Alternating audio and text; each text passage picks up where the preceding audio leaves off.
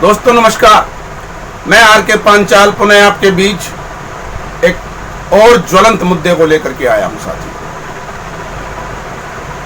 साथियों, मैं आप सभी से हाथ जोड़ करके निवेदन करना चाहूंगा अपनी बात शुरू करने से पहले कि एक तो इस वीडियो का पूरा देखिएगा और यदि ये बात पसंद आए, आपको उचित लगे कि लोकतंत्र की आवाज ने एक सही मुद्दा उठाया है, तो इसको अधिक से अधिक शेयर कीजिएगा, लाइक कीजिएगा और कमेंट्स अवश्य कीजिएगा इस पर, और सरकार तक पहुंचाने में हमारा सहयोग दीजिएगा। लोकतंत्र की आवाज सरकार तक पहुंच जानी चाहिए। एक और बात बता देता हूं आपको, मेरी इस वीडियो से हिंदुस्तान के अंदर जितनी भी राजनीतिक पार्टियां हैं, जितनी भी कोई भी पार्टी हो, बड़ी से बड़ी और छोटी से छोटी, उसमें जितने भी नेता हैं, लाखों की संख्या में नेता हैं, 99% 99% नेता और पार्टियां मेरी इस वीडियो को पसंद नहीं करेंगे, ये मैं बता रहा हूं, और जनता 100% पसंद करेगी, ये मेरा वादा है साथियों आपसे। आप इसे अवश्य पसंद करेंगे और लगेगा आपको इस वीडियो को देखने के बाद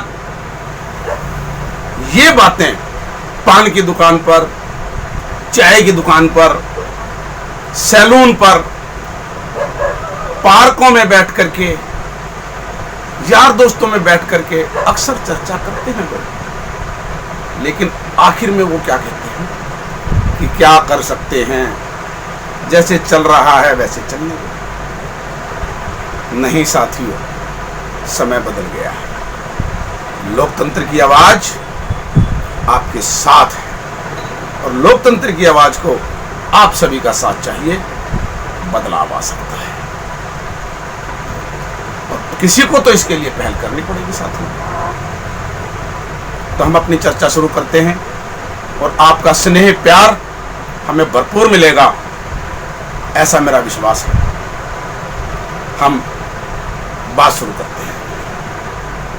साथियों, आप सभी जानते हैं, एक चपरासी की नौकरी के लिए जब फॉर्म भरा जाता है तो उसकी एक सीमा होती है, उसकी क्वालिफिकेशन। मैं सिर्फ चपरासी की बात कर रहा हूं, सिर्फ चपरासी की, और आयु सीमा भी तय होती है कि इससे ज्यादा आयु होने के बाद आप सरकारी नौकरी पर भर्ती नहीं हो सकते। क्लर्क, हेड क्लर्क, बड़े ऑफिसर्स, आईएएस, आईपीएस सभी के लिए होता है। मैंने चपरासी से स्टार्ट किया। सभी के लिए एक आयु सीमा है और उनके पद के अनुसार उनकी क्वालिफिकेशन, जैसा जैसा उसका पद होता है, उसकी क्वालिफिकेशन, उसका प्रॉपर इंटरव्यू लिया जाता है, उसके डॉक्यूमेंट्स चेक किए जाते हैं। दूसरी बात तो मैं कर ही नहीं रहा हूं, टेबल के नीचे वाली बात तो मैं कर ही नहीं रहा हूं। वो आप सभी जानते हैं कि क्या होता है हिंदुस्तान के अंदर, सभी जानते हैं सरकारी नौकरी पाने के लिए हैं।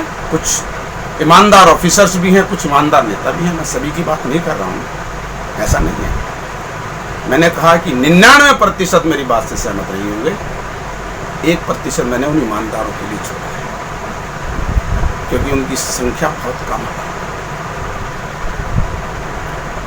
दूसरा, उनकी आयु सीमा भी तय होती है सरकारी नौकरी के लिए कि इस आयु के बाद आप सरकारी नौकरी में अप्लाई नहीं कर सकते, अब आप ओवर एज हो गए हैं, चाहे वो किसी भी पद के लिए। चलिए ठीक है। रिटायरमेंट की भी सीमा तय है कि किसी राज्य के अंदर 58 साल रिटायरमेंट की सीमा है, किसी के अंदर जो है 60 साल की सीमा है रिटायरमेंट की। और रिटायरमेंट के समय पे पेंशन बंद कर दी गई है। रिटायरमेंट के बाद जो पेंशन दी जाती थी वो सरकार ने बंद कर दी है। अभी कुछ ही साल पहले ये हुआ है। चलिए ठीक है, मान लेते हैं। एक सरकार की एक पॉलिसी होती है, होनी भी चाहिए, कोई सिस्टम बनना चाहिए, अच्छी बात है। फिर ये सिस्टम राजनीति के अंदर क्यों नहीं है, ये एक सवाल था। राजनीति में आने के लिए कोई आयु सीमा तय नहीं है कि अब आप ओवर एज हो गए हैं, अब आप राजनीति में टिकट नहीं मिलेगा आपको, अब आप उम्मीदवार नहीं बन सकते, या आप निगम पार्षद या विधायक या सांसद नहीं बन सकते। कोई आयु सीमा तय नहीं है। दूसरा, रिटायरमेंट की भी कोई सीमा नहीं है, कोई सीमा नहीं है रिटायरमेंट। लगे रहो जब तक कब्र में पैर नहीं चले जाते, जब तक वो चुनाव भी लड़ते हैं, मंत्री भी बनते हैं, बड़े बड़े पदों पर राजनीति खेलते हैं। क्यों नहीं है ऐसा? क्या युवाओं को मौका नहीं मिलना चाहिए? दूसरी बात, जितने भी राजनेता हैं किसी भी पार्टी के हों, पूरे हिंदुस्तान में किसी भी पार्टी के हों, मैं किसी विशेष एक पार्टी की बात नहीं कर रहा, मैं सभी पार्टियों की बात कर रहा हूं। साथियों, क्या वो लोग राजनीति में जब आते हैं तो सेवा के नाम से नहीं आते कि हम तो राजनीति करने नहीं आए, हम तो सेवा करने आए हैं, हम तो जनता के सेवक हैं। सुप्रसिद्ध समाज सेवी से स्टार्टिंग होती है, बड़े बड़े पोस्टर होर्डिंगों में सुप्रसिद्ध समाज सेवी, ये वो बला बला बला, वो होता है सेवा करने आए। और उसके बाद जब वो किसी पद पर, चाहे वो पार्षद का पद हो, चाहे वो विधायक का पद हो, चाहे वो सांसद का पद हो, उसके बाद आप सभी जानते हैं जो वो करते हैं। ज्यादा कहने की जरूरत नहीं है, आप सभी समझते हैं। दूसरा, रिटायरमेंट के बाद इन सभी की पेंशन शुरू हो जाती है। जब वो पद पर हैं तब तक तो सारी सुविधाएं मिल रही हैं, फोन भी फ्री, कोठी बंगला सब फ्री, गाड़ी आना जाना, फ्लाइट की सब कुछ फ्री। उसके बाद उनकी पेंशन शुरू हो जाती है। 5 साल जब वो सीट पर रहे, उन्होंने जो देश को लूट करके खाया, वो इतना कमा लेते हैं 5 साल के अंदर कि उनकी 7 पीढ़ियां बैठ करके खाएं। ऐसा क्या काम करते हैं वो, ऐसा क्या कर दिया उन्होंने जो उनकी पेंशन बन जाती है? और वो पेंशन का पैसा किसका होता है? जनता का पैसा होता है। ज्यादा शौक है ना, क्यों नहीं इनको ज्यादा शौक है सेवा करने का? क्यों नहीं टिकट बंटवारे के समय चुनाव आयोग और सरकार एक ऐसा विधेयक लेकर के आए कि जो भी राजनीति के अंदर टिकट की दावेदारी करेगा, उनको बहुत शौक है सेवा करने का। पता चलेगा कि सेवा कैसे होती है। 1 साल की मिलिट्री की ट्रेनिंग फौज, और 2 साल उनको भेजो सियाचिन के बॉर्डर पर देश की सेवा के लिए। वो सर्टिफिकेट होना चाहिए, वहां की विजुअल, वहां की वीडियो, वहां के फोटो होने चाहिए। 2 साल वो सियाचिन के बॉर्डर पर ड्यूटी दें, 40-45 डिग्री के अंदर, -डिग्री के अंदर। पता चलेगा कि देश की सेवा कैसे है। फिर वो राजनीति में जब आएंगे तो उनको सेवा का मतलब पता चलेगा। होना चाहिए, इस तरीके के कानून बनने चाहिए, सख्त कानून। भ्रष्टाचारी, गुंडाराज करने वाले, वो टिकट लेकर के वो हमारे प्रतिनिधि बन जाते हैं, और जो IAS IPS हैं बड़ी विडंबना है हमारे देश की राजनीति में दोस्तों। एक 10वीं पास, एक 12वीं पास एमएलए या एमपी के अंदर एक आईएएस और आईपीएस अपना भविष्य देखता है, मजबूरी है, वो उनको सलूट मारता है, मजबूरी है। क्या सिस्टम है ये? क्यों नहीं हो सकता ये कि उनकी क्वालिफिकेशन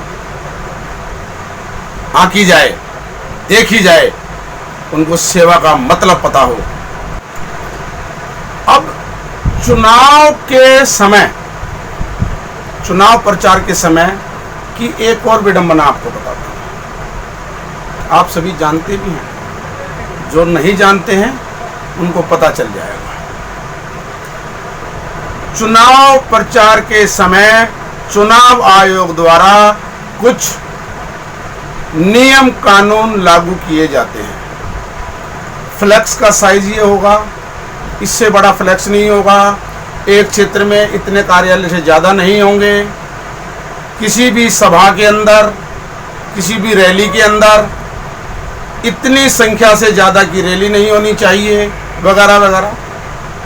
लेकिन जितने भी नेता हैं उन नियम कानूनों की धज्जियां उखाड़ते हैं। चुनाव आयोग उन पर केस भी दर्ज करता है, ऐसा नहीं है। लेकिन देखिए विडंबना, वो व्यक्ति, वो उम्मीदवार चुनाव जीत जाता है, 5 साल चाहे वो निगम का हो, चाहे वो विधायक का हो, चाहे वो सांसद का हो, उसने पूरे नियम कानून ताक पर रखे, उन पर केस दर्ज हो गया कि आपने अवहेलना की है, ये किया, वो किया, उन पर केस लगेगा। उनको क्या फर्क पड़ रहा है? वो 5 साल पूरे करके अपनी लूट खसोड़ जो करनी है वो करके और वो निकल जाते हैं, केस चलता रहेगा। क्या फर्क पड़ना है? कोई फर्क नहीं पड़ता उनको कोई फर्क नहीं पड़ता। यहां पर हमारे चुनाव आयोग का थोड़ा सा लचीलापन है। मैं माननीय चुनाव आयोग से बड़ी विनम्रता के साथ एक निवेदन करना चाहूंगा, क्यों नहीं उस उम्मीदवार की उम्मीदवारी उसी समय समाप्त कर देनी चाहिए जिस समय उसने नियम कानूनों को ताक पर रखा, नियम कानून तोड़े। ये भय हर उम्मीदवार के मन में होना चाहिए। सभी उम्मीदवार खेलते हैं कानून के साथ, कानून को कठपुतली बना करके खेलते हैं, उनको कोई फर्क नहीं पड़ता है। जैसे ही कोई नियम कानून तोड़ता है उसकी उम्मीदवारी उसी समय रद्द कर देनी चाहिए, चाहे वो बड़ी से बड़ी पार्टी का ही क्यों ना उम्मीदवार हो। ये अवश्य होना चाहिए। इस तरीके के जब तक नियम कानून हमारे देश के अंदर नहीं बनेंगे, हमारे देश की राजनीति नहीं सुधर सकती। हमारे देश के नेताओं ने, सभी राजनीतिक दलों ने इसे व्यापार बना रखा है, सेवा नहीं। सेवा के नाम से आते हैं लेकिन इसको व्यापार समझ करके करते हैं, व्यापार। एक और बात मैं आपको बताता हूं। एक निगम पार्षद है किसी भी क्षेत्र का, पूरे हिंदुस्तान में, दिल्ली के अंदर निगम पार्षद बोलते हैं, वहां पर निगम, किसी स्टेट के अंदर निगम का सदस्य बोलते हैं, अलग अलग राज्यों का अलग अलग है, लेकिन निगम वहां पर भी होती है। दिल्ली की ही बात कर लेते हैं एक उदाहरण के तौर पर। दिल्ली का एक निगम पार्षद जब विधायक का चुनाव आता है तो विधायक का पर्चा भर देता है। अगर वो जीत गया तो वो विधायक बन गया, फिर वो निगम की सीट खाली हो गई, वहां पर उपचुनाव हो। क्यों? जनता बेवकूफ है क्या? दूसरी बात, एक विधायक सीट पर है, वो एमपी का चुनाव सांसद का पर्चा भर देता है। अगर वो जीत गया तो वो सांसद बन जाएगा, विधायक की सीट खाली हो जाएगी। विधायक का चुनाव हारा निगम पार्षद तो वो दोबारा निगम पार्षद अपनी सीट पर आ जाएगा। अगर विधायक एमपी का सांसद का चुनाव लड़ा और वो जीत गया तो वो सांसद बन जाएगा, वो सीट खाली हो जाएगी। और अगर वो हार गया तो वो दोबारा विधायक तो है ही, उसे कोई फर्क नहीं पड़ा। फर्क पड़ा किसे? इस लोकतंत्र की हत्या हो रही है, फर्क पड़ा तो जनता को पड़ा। पैसे की बर्बादी, समय की बर्बादी और जनता के निर्णय का अपमान। जनता ने जिसे चुन करके भेजा कि आप हमारे निगम पार्षद हैं, आप हमारे क्षेत्र को संभालिए, हमने आपको प्रतिनिधित्व दिया, आप हमारे विधायक हैं, आप संभालिए। और वो अपने लालच में वो सांसद का चुनाव लड़ता है। ये बंद होना चाहिए। चुनाव आयोग को इस पर सख्ती से संज्ञान लेकर के जो भी सिटिंग एमएलए या निगम पार्षद है उसका पर्चा रद्द कर देना चाहिए। उसका पर्चा भरा ही नहीं जाना चाहिए। उसे अपना टर्म्स पूरा करना है ईमानदारी के साथ। यदि उसके अंदर भी कुछ कंडीशंस लगानी चाहिए, यदि कोई विधायक या निगम पार्षद या सांसद अपनी जिम्मेदारी नहीं निभाता है तो अगली बार पार्टी भले ही उसे टिकट दे दे, उसका पर्चा कैंसिल होना चाहिए। इस तरीके का सिस्टम बनना चाहिए। जनता के साथ खिलवाड़ हो रहा है, जनता को मूर्ख बनाया जा रहा है। सीधी सीधी सी बात है। सभी राजनीतिक पार्टियों ने, मैंने कहा था कोई भी राजनीतिक पार्टी, कोई भी नेता मेरी बात से सहमत नहीं होगा, क्योंकि इन्होंने ये सारी सुविधाएं अपने मुताबिक बना रखी है और इसमें कोई भी पार्टी अपोज नहीं करती इसको। क्यों? उन्हें पता है कि हम आएंगे तो हमारे लिए भी तो है ये चीज। जनता बेचारी भोली भाली, जनता को मूर्ख बनाया जाता है। उठना होगा, समझना होगा। दूसरी बात, एक और बात, एक विधायक चुनाव हार जाता है और वो फिर भी मुख्यमंत्री बन जाता है। क्यों? उदाहरण के तौर पे ममता बनर्जी। एक सांसद चुनाव हार जाता है, जनता ने जिसे नकार दिया वो देश का बहुत ही सम्माननीय पद, देश का वित्त मंत्री बन जाता है अरुण जेटली जी। क्या है ये? जनता ने नकार दिया, पार्टी ने उसे क्या बना दिया? उसे बना दिया फाइनेंस मिनिस्टर। देखिए कमाल की बात, पूरे हिंदुस्तान की आर्थिक व्यवस्था उसके हाथ में दे दी। चलिए, एक और विडंबना, एक व्यक्ति चुनाव लड़ा ही नहीं और वो बन जाता है हमारे देश का प्रधानमंत्री, डॉक्टर मनमोहन सिंह। क्या है ये? सभी राजनीतिक दलों ने एक ऐसा षड्यंत्र रच रखा है, ये सारे कानून अपनी सुविधा के अनुसार बना रखे हैं। क्यों है ऐसा? क्या इसमें बदलाव की जरूरत नहीं है? जरूरत है। क्या ये लोकतंत्र की हत्या नहीं है? लोकतंत्र की हत्या है ये, और ये लोकतंत्र की आवाज यूं ही उठती रहेगी। साथियों, जागिए, जागने की जरूरत है, समझने की जरूरत है।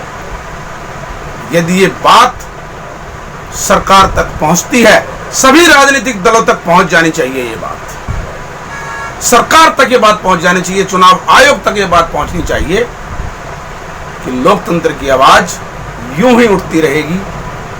अगली वीडियो में मैं एक और ज्वलंत मुद्दे पर आपसे बात करूंगा जो जनता के हित में है। धन्यवाद। लोकतंत्र की आवाज़, दिल्ली से आर के पांचाल। जय हिंद, जय भारत।